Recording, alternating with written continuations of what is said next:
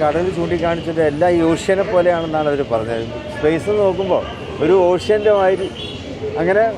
Colour ചോദിച്ചു, താങ്കൾ colour പ്രത്യേകിച്ച് ചോദിച്ചു, എന്താ കളർ വചനം?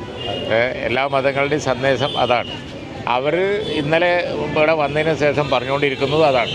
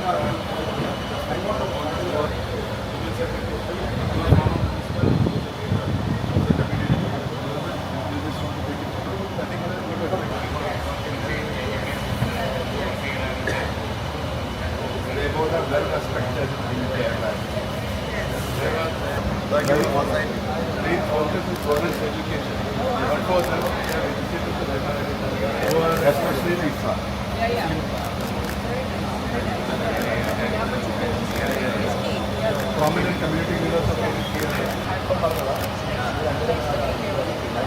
Yes, beach and the people should be together, and there should not be any transgression, and there should not be any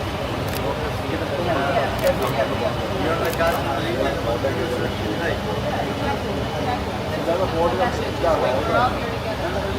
good message that you give to the people, especially to Kerala and India.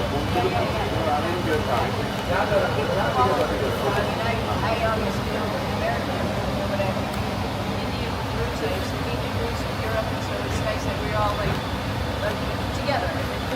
it works. Yeah, Malayalis everywhere, Kerala, Canada and America. And Neil Bennett will fly in the summer, July. No. Yeah. So his father is from Canada.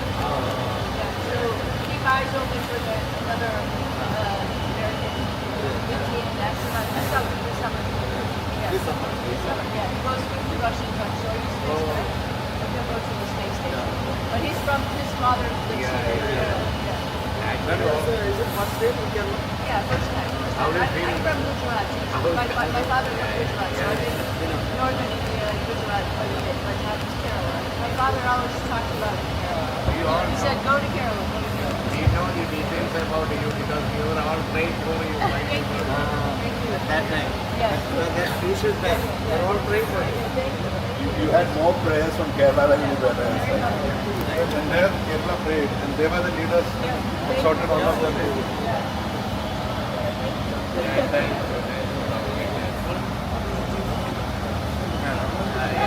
We watch you on the TV. While we were traveling, we traveled on our while we were traveling. This is your speech. Because you are background, how you spent the crisis. All this we are studying anyway. Thank you.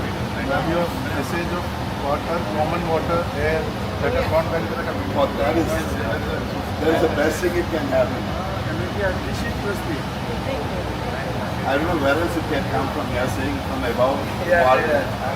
Amazing. The whole India is thinking of that. Well, we should all still jump in the ocean. Say, well, water is all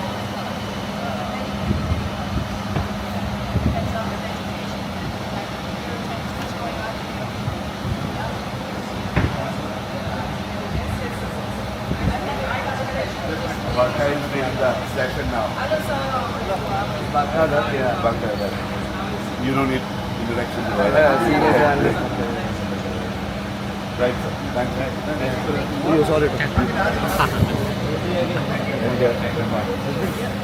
Photo.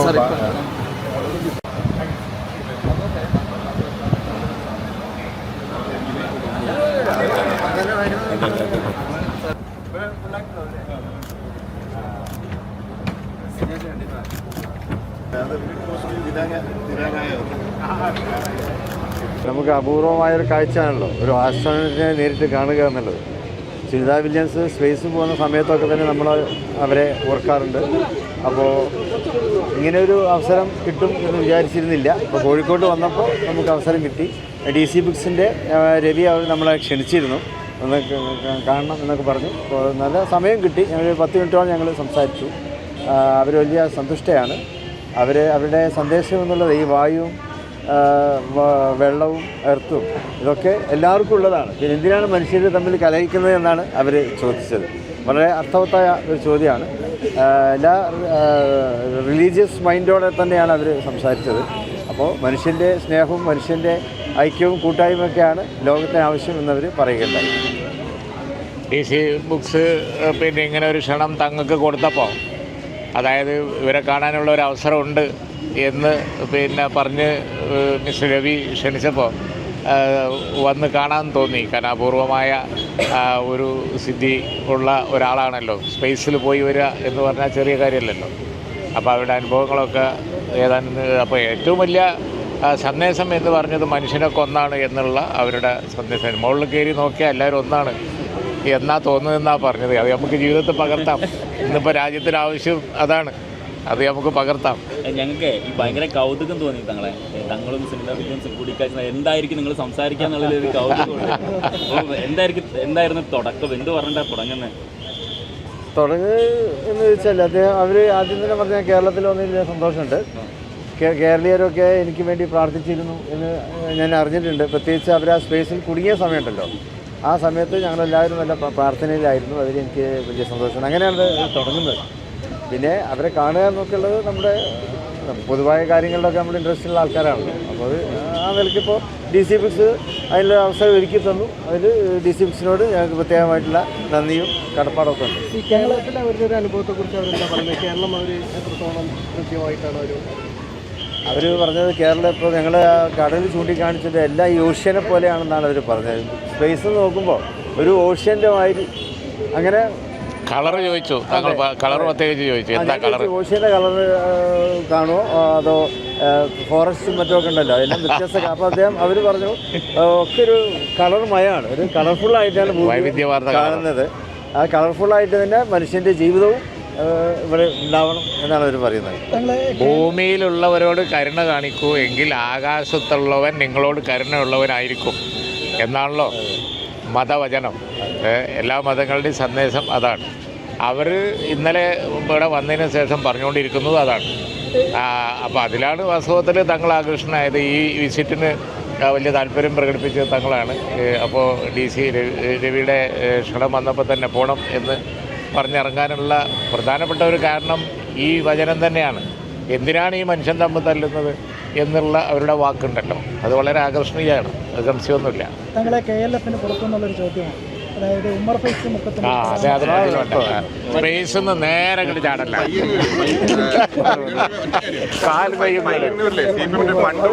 അല്ല അതൊക്കെ നമുക്ക് പറഞ്ഞു കാലും കയ്യും കേട് വരും.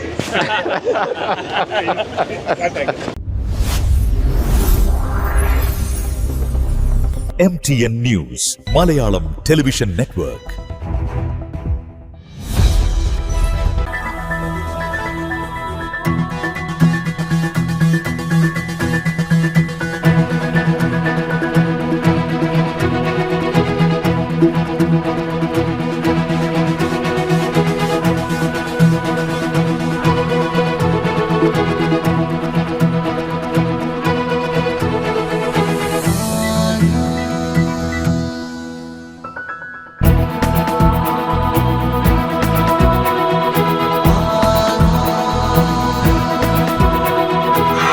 ഹൃദയം പറയും ആധാർ ഗോൾഡ്, കൊണ്ടോട്ടി, പേരാമ്പ്ര, മഞ്ചേരി, ചെമ്മാട്.